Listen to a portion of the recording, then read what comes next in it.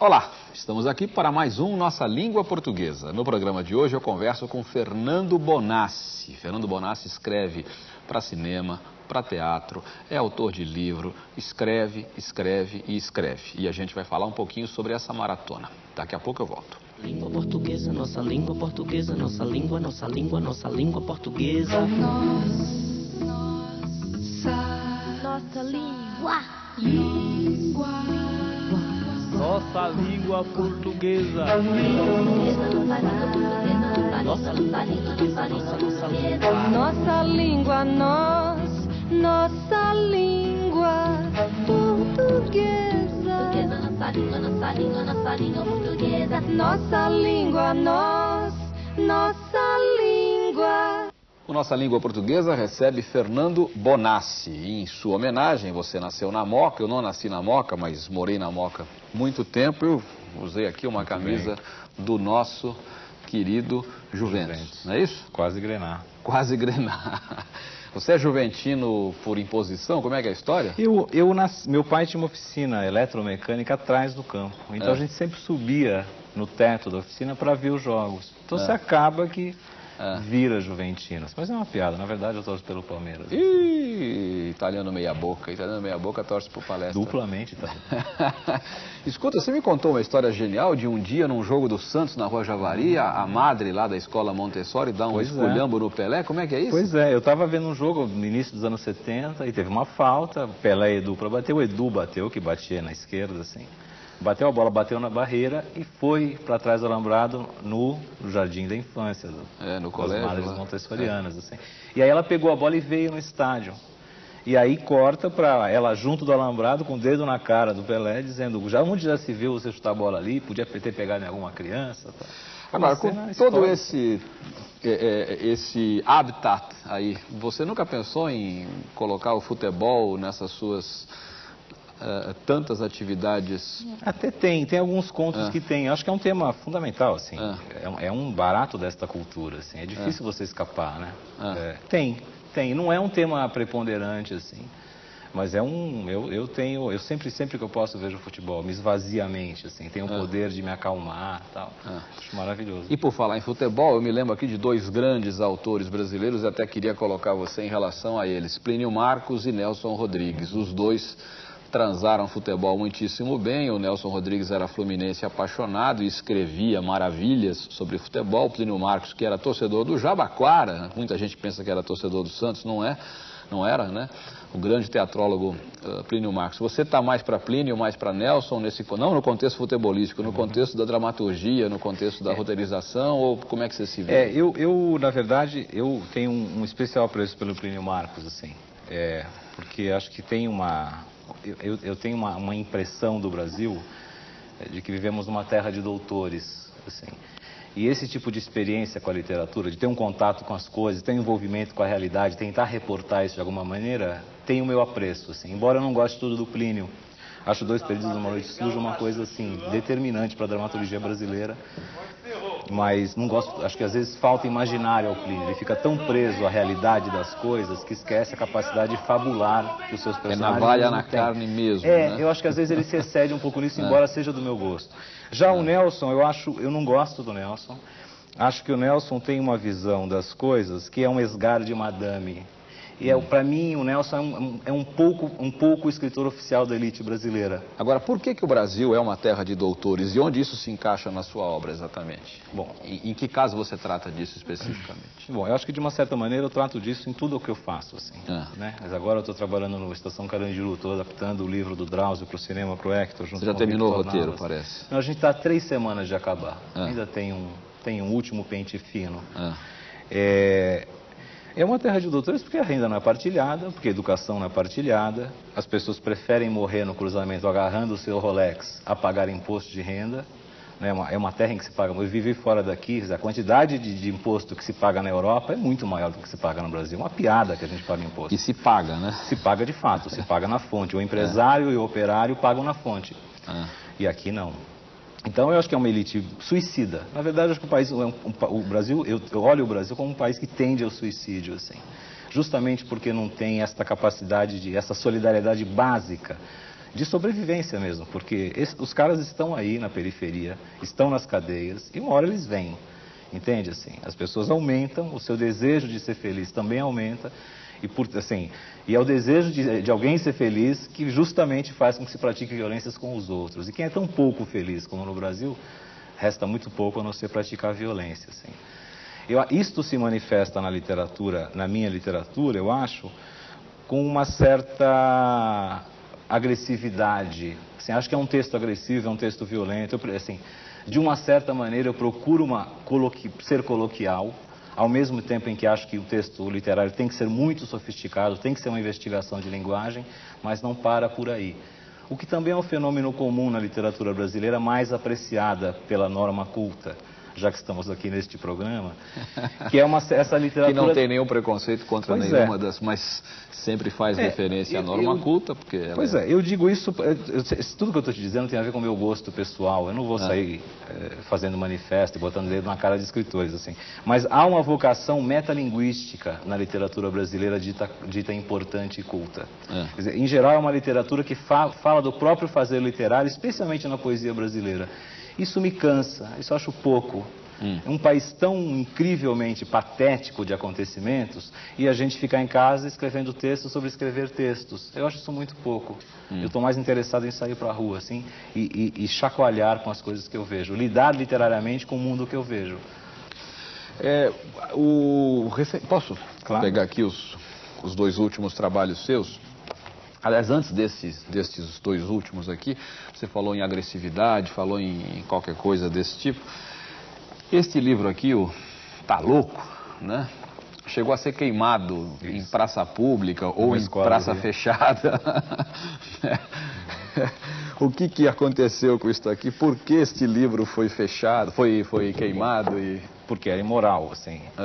Este livro foi uma encomenda da Editora Moderna que me ligou e disse, olha, os moleques começaram a ter aulas de educação sexual, mas não tem nenhuma literatura que estimule-os a falar de sexo.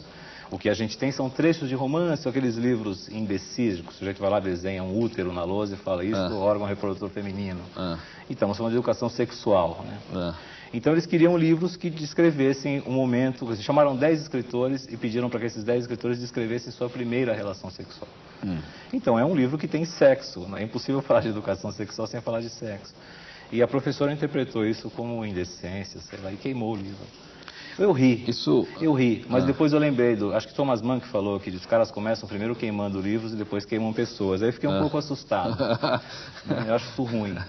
É perigosíssimo, é muito perigoso. É uma honra, mas é ruim. Não, é muito perigoso. Perigoso mesmo, porque quando a coisa descamba para esse lado, as consequências são imprevisíveis. E o que eu acho terrível disso é ter acontecido com pessoas em formação, com crianças e tal. Que eu acho que as pessoas que... Quer dizer, tem uma lacuna do ensino literário na escola, assim, muito grande. Porque eu acho que isso também tem a ver com uma certa fobia do vestibular, um certo jeito utilitário de lidar com a história da literatura brasileira. Raramente é prazeroso. Tal. Em algumas escolas você vê um trabalho mais dirigido, mais importante, mais cuidadoso com a literatura. E já que você tocou nesse assunto todo... duas coisas. Primeira, o livro foi queimado nessa escola, mas e aí? Ele foi lido em outras escolas, foi discutido, foi debatido, é isso? Foi. A coisa mais interessante deste livro é que os debates, em geral, acontecem. Eu vou muito à escola e é muito curioso. Você chega numa escola de periferia, por exemplo, você vê garotas de 13 anos com um filho no colo. Sim. Como é que eu vou ser hipócrita com esta garota que aos 13 anos de idade já tem um filho? Sorte dela que teve apenas um filho, podia ter tido AIDS. Entende? Então é uma questão de escolha, é uma escolha moral, uma escolha política. Vamos ensinar as crianças ou não? Entende? Assim, supondo que as crianças não saibam, entende? Que é outra ilusão que a gente vive, porque as pessoas estão praticando sexo a partir dos 11 anos e a gente só que não está ouvindo, o que está vendo. Quer dizer, há vida sexual muito antes da escola lidar com esse problema. Tinha que ter uma certa coerência entre os tempos, aí eu acho que falta. E a outra coisa, você tocou em escola, no estudo da literatura, na leitura propriamente dita. Como é que você vê isso na escola brasileira? Como é que você vê a educação no Brasil hoje? Você como escritor, você como um cidadão, estudei durante a ditadura militar. Eu me lembro de cantar o hino todo dia, 7h30 da manhã. Onde é que você estudou lá Estudei na no Moca? Oswaldo Cruz. Oswaldo Cruz, que fica Depois lá na Rua da Moca, né? Estudei na Juvenal Parada, no Armando Araújo. Armando Araújo. E se cantava o hino diariamente, assim, eu comecei a estudar em 69, em 69 a 73 se cantava o hino praticamente todo dia. E jamais se estudou literatura e o século XX não existia, né? Assim. Então eu saio deste lugar... Nada existia. Nada, era um currículo medíocre. Lá no Colégio Estadual MMDC, uma vez eu coloquei no mural da escola uma matéria, década de 60, final da década de 60, uma matéria do Jornal da Tarde sobre poluição, e a matéria foi tirada do mural porque era subversiva. Imagine falar de poluição. Imagina. Né, a censura nunca é inteligente, ela é burra e medíocre em qualquer parte do planeta, em todos os momentos históricos, assim, né? E como era burra, a escola que eu tive era muito ruim. Agora, eu também não vejo, assim, eu não tenho uma relação muito positiva com escolas em geral. Eu não fui um bom aluno, não fui muito disciplinado, nunca me interessei muito por aprender certas coisas que eu não via nenhum sentido, assim. Sempre passei raspando, inclusive.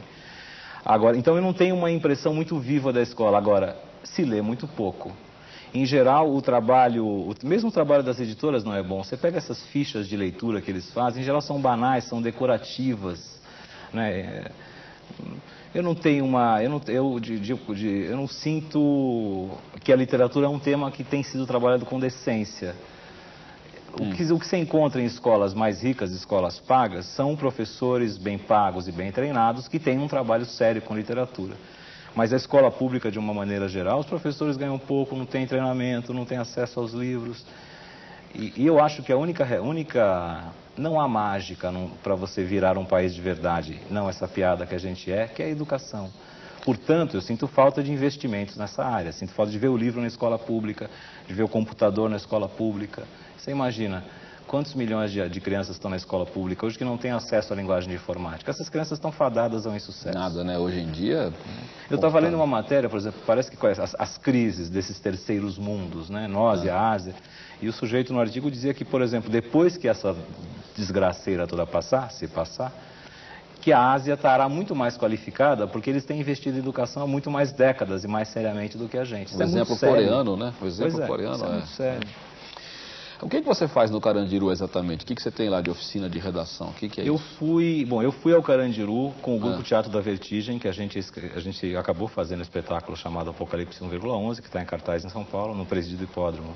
A gente queria encenar essa peça dentro do Carandiru, levar o espectador para dentro do Carandiru, mas por razões de segurança, alegadas razões de segurança, a gente não pôde. Eu comecei aí. Os presos começaram a fazer um trabalho de corpo com os atores, e eu não tinha nada para ensinar. O que eu fiz foi elaborar um questionário com umas 40, 50 perguntas, e que se o detento respondesse frequentemente, aquele questionário se transformaria numa página de diário. Vai desde que horas você acordou, até que filme você viu e por quê, com que você sonhou, enfim, tentar estimular a subjetividade do sujeito. Deu certo com algumas pessoas, eu fiquei lá um ano fazendo isso. Este aqui, que é o seu penúltimo trabalho, O Céu e o Fundo do Mar, né? Fala um pouquinho. É uma história de amor entre um homem muito jovem e uma mulher bastante mais velha do que esse jovem, que se passa durante a anistia, e uma parte do livro durante a anistia, uma parte durante o regime militar. Este rapaz está enamorado desta mulher, que é esposa de um desaparecido político. O último é este aqui. 100 Coisas. 100 Coisas. Esse título tem algum trocadilho ou não? A gente pôs o número, o fato né? de estar com o número já é para acabar com o trocadilho. Pois é, o problema do trocadilho é que não tem simultaneidade. O ideal seria ter o C com C e com S. Assim, se a gente encontrasse uma formulação gráfica disso, seria o ideal. Mas isso são os contos, alguns dos contos daí foram publicados na Folha, tem uma coluna na Folha. Sim, a gente vai falar dela já. E eu acho maravilhoso fazer essas coisas, porque assim, eu não sei como é que você trabalha, mas assim, romance, você vai escrever um romance, você passa às vezes anos com a história na cabeça, daí você deixa ela lá, cozinhando, e fala, não, agora dá para escrever. E aí você passa uns meses fazendo pesquisa e mais alguns meses trabalhando. Então, um romancista passa anos com uma história na cabeça, às vezes a vida inteira. Eu não tenho paciência para isso. O ideal é, quando eu tenho uma ideia que eu acho que pode virar um texto, eu vou lá e escrevo. Eu procuro fazer a coisa sinteticamente para não perder nenhuma ideia. Talvez eu sou um romancista, digamos, preguiçoso e um contista bastante trabalhador, assim. Porque o romance, de fato, o gás tem que estar Pois é. O gás tem que estar a 1000, né? Pior, assim, não só o cotidiano da escrita em geral é muito saboroso, assim, mas tem um processo de reflexão, de construção da narrativa, quando é narrativo o livro, que te toma meses, que também é adorável, mas que neste momento, em geral, você se fecha, você rechaça outras histórias, outras ideias, e eu não estou no momento da minha vida em que eu queira fazer isso, portanto, essa coisa de romance ficou no ar. Assim. E a coluna? A coluna na Folha tinha 8, você me contava isso aqui, tinha 8 linhas a coluna, né? E passou a 10 com a reforma gráfica que o jornal realizou. Terrível. Essas 2 linhas... Foi terrível, assim. A Folha mudou lá o projeto gráfico, assim, quando me avisaram isso, assim, eu quase desmaiei em casa. Falei, nossa, como é que eu faço dessas 8 virar 10, assim? Porque é um trabalho de concentração, eu aprendi a me concentrar. Sabe assim, a concentrar no texto. Quando sai, já saía com 8 linhas. Isso é impressionante, né? Para o telespectador em casa que imagina que escrever seja uma coisa assim. Muita gente acha que escrever é um ato, nós somos meros médiums, né? Quer dizer, alguém manda para nós, a gente só intermedia. É feio para burro, intermedia, mas é intermedia, paciência, né? E a gente não intermedia coisa nenhuma, né? Precisa... Nada, tem um trabalho enorme. Como é que você resolveu essas 2 linhas aí? Engraçado, se eu não fosse escritor, eu seria marceneiro. Adoro a ideia de mexer em madeira, assim. Tem alguma coisa disso. Você pega um tronco, aí você tira a casca, aí você desenha, aí começa a perfurar. Quer dizer, com as frases é a mesma coisa. Quando você tem um espaço muito restrito, frequentemente a ideia sai maior. Frequentemente escapa para 15 linhas. O que não quer dizer que fazer 10 seja melhor que 8. Porque o que precisa é concentrar. Né? Assim, e eu acostumei a trabalhar no espaço da coluna. Então é um serviço braçal. Assim, você cria o grosso da história e depois fica com o cinzelzinho ali trabalhando o texto. Textos que eu, por exemplo, já tinha com essa coisa. Eu tinha muitos textos na frente e não consegui reescrever nenhum deles. Pra você ter uma ideia, eu tive que escrever novos textos de 10 linhas ao invés de botar 2 linhas no dia 8. Sim. Porque eu não consegui. A gente vai parar um minutinho aqui, a gente vai para um pequeno intervalo, daqui a pouquinho a gente volta com o Fernando Bonassi. Nós estamos de volta com o Fernando Bonassi. Fernando, nós temos algumas imagens de filmes e peças que você escreveu, que você roteirizou. Eu queria que, enquanto as imagens aparecem, começamos com um Céu de Estrelas. Queria que você falasse um pouquinho do filme. Bom, Céu de Estrelas é um filme da Tata Amaral. Eu fiz a primeira versão do roteiro, a gente brigou. Depois ficou amiguinha de novo, mas a gente brigou. Em geral, as pessoas gostam do teu texto e compram os direitos dele por razões que, em geral, o autor execra. É comum isso. As pessoas identificam qualidades no teu texto que você considera coisas menores. E aí eu descobri que... Por exemplo, a Tata fez um filme maravilhoso com um personagem feminino desse romance No Céu de Estrelas, que é um objeto de cena. Ela aparece num canto, é uma personagem sem fala, sem nada. Ela é descrita pelo narrador. Ela não é nada. E ela quis desenvolver o personagem feminino. Falei, Tata, você é louca? Você comprou um homem inteiro e quer uma mulher aos pedaços? Mas enfim, aí ela chamou o Jean-Claude e o Roberto Moreira, que fizeram um roteiro lindo, assim. Então é muito mais interessante que haja outras vozes falando do seu trabalho. Hoje, por exemplo, eu já vendi outros livros para adaptação e não quero fazer o roteiro. Quero me contaminar dessas outras visões. Acho isso mais interessante para mim. Tá, e Os Matadores? Os Matadores foi um filme que eu escrevi com o Vitor Navas, o Beto Brant e o autor da história, que é o Marcel Aquino, um excelente contista, assim. E é um policial brasileiro, um filme de fronteira. Eu gosto muito do filme, acho um grande policial brasileiro, pouco visto, mas é muito bem feito. Eu gosto muito do filme. Acho um dos meus trabalhos dos quais eu mais me orgulho, mais bem acabado. O Beto Brant é um diretor muito competente.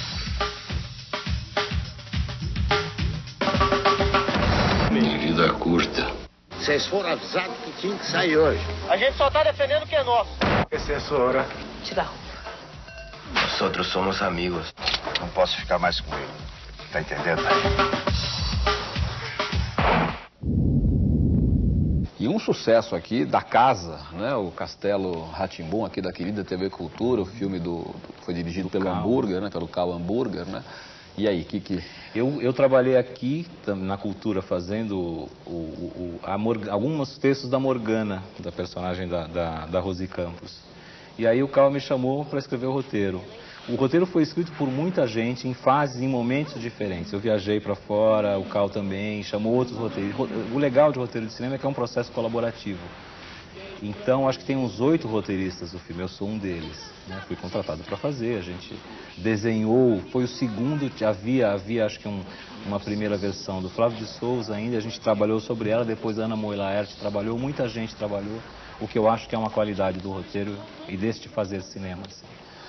E curtas, você tem 2 que a gente pode mostrar, premiados, parece, ou um deles premiado? Sim, um ganhou filme, direção e roteiro em Gramado, O Trabalho dos Homens. O Trabalho dos Homens. São filmes de, basicamente, assim, é um projeto que eu tenho com o Victor Navas, esse meu parceiro de roteiro, de fazer 8 filmes de duplas. Neste Trabalho dos Homens são 2 policiais conversando enquanto aguardam para matar um sujeito, 2 snipers da polícia esperando para assassinar um sujeito. O Amor Materno é uma mãe e uma filha discutindo a hipótese do aborto para essa filha. E a gente acabou de escrever a história de 2 craqueiros e de um motorista de ônibus e um cobrador indo entregar o ônibus da garagem. E a ideia é de um dia vir a juntar esses curtas num longa de trechos com filmes dialogados, assim. É filme de texto, basicamente. E teatro, nós temos o Apocalipse 1,11. Por que o 1,11? O que é isso? 1,11 é uma menção a um versículo, que é o escreve o que vês e manda para 7 igrejas, né? Assim, a primeira ordem do anjo para o personagem do João. E é também uma lembrança do terrível, do episódio que, para minha geração, eu acho que marca a perda da inocência do Brasil, que é o massacre do Carandiru. Nós temos o Preso Entre Ferragens. Tem uma peça de teatro, também é o meu projeto de primeiro longa-metragem, e é um monólogo todo falado dentro de um carro batido. Começa a peça, o sujeito bate o carro e você assiste esse monólogo desse sujeito dentro, no interior desse automóvel. Esse impulso de virar o volante para a esquerda, acelerar e jogar o carro em cima deles. Qual é a relação que você tem com a crítica, em suma, né? O que você acha do trabalho do crítico, a crítica literária em si, a acadêmica, a jornalística? Como é que você... A teoria literária não foi importante na minha formação. Gosto de que, assim, é importante comercialmente que um livro seja resenhado e criticado, mas para aí para mim. Não ouço, não me interessa, assim, não é importante para o meu trabalho literário. Assim, eu jamais sentei pensando que eu estaria fazendo uma coisa que pudesse vir a ser criticada e que devia ser assim ou assado. Acho importante, assim, eu acho que o livro é maltratado pela imprensa. Acho que, assim, fora daqui você vê a imprensa sistematicamente resenhando e criticando livros. Eu digo, diariamente uma página para livros. Isso nos falta. Eu sinto falta de uma presença da crítica como um elemento estimulador de leitura. Isso eu sinto muita falta. Eu oro em Deus para que os jornais deem mais poder ao crítico literário. Assim. Isso é bom para todos. Bom, a gente faz uma mínima pausa agora e já volta. Bom, nós falamos da Moca aqui, da gloriosa Moca. Você teve o privilégio de ir lá nascer na Avenida Paz e Barros, né? Eu nasci em Guaratinguetá, interior de São Paulo, depois vim para São Paulo e morei na Moca há muito tempo. Eu vou mostrar aqui rapidinho o livro de um moquense, do Guido Carlos Piva, não é? Orra, meu! Orra, meu! Né? Orra, meu é um clássico. Orra, meu é um clássico, né? O Canto da Moca. A gente um dia vai conversar com ele aqui. Acho que você viu a vida inteira, desde que você nasceu, você viu Moca com acento lá na Moca, né? Em tudo quanto é placa. Pois é, acontece o seguinte, que o caso de Moca, a gente fala Moca, né? Porque a gente já fundiu os 2 Os, mas a gente escreve com 2 Os, Mooca, né? A separação silábica disso qual é? São 3 sílabas, Mo-O-Ca. Um O se separa do outro, existe hiato, mas esse O de Mooca não leva acento, pelas regras gramaticais. E por quê? Não confunda o caso de Mooca com o caso de voo, né? De mo, do verbo moer, de co, do verbo coar. Também há 2 Os, um se separa do outro, só que é tônico o primeiro. E existe acento quando o primeiro é tônico. Portanto, não existe acento quando o segundo é tônico. Então, isso explica por que voo tem acento, co do verbo coar tem acento, mo do verbo moer tem acento, né? Enjoo e por aí vai. E isso explica por que Mooca não tem acento. Então, pessoal da Moca, Bonassi, por favor, da próxima vez que você escrever Mooca... Né? Mas é uma licença poética, né? Uma licença poética, pronto. Mas que não tem acento. E a paura? Você alguma vez escreveu paura em algum texto seu ou não? Eu acho que são mais do terror e do medo, não da paura. Paura é uma palavra que só quem é de São Paulo usa ou ouve com alguma frequência, né? Sobretudo se vem da Moca ou se vem de algum lugar de influência italiana ou de gente que veio da Itália. Paura é medo. O Aurélio não registra, nem na última edição. Mas o vocabulário ortográfico da academia, que tem força de lei, registra paura. E com acento e tudo, por causa do hiato, pá, u, ra, o a e o u se separam. E aqui em São Paulo, em alguns lugares, a gente usa muito isso. Uma paura, uma paura. Né? É importante, mas... É legal. Paura, com acento e tudo, está no vocabulário ortográfico da academia. Bonassi, grazie. Obrigado a você pela força, imagina. Muito obrigado e força, força mesmo, porque lucidez não faz mal, muito pelo contrário, faz bem. E tocar nessas feridas todas, expô-las e tratar delas é uma coisa muito importante. Obrigado, Fernando. Obrigado a você pelo convite. A gente volta na próxima semana. Língua portuguesa, nossa língua portuguesa, nossa língua, nossa língua, nossa língua portuguesa. Nossa língua. Nossa língua portuguesa. Nossa língua, nossa língua portuguesa. Nossa língua, nossa língua portuguesa. Nossa língua.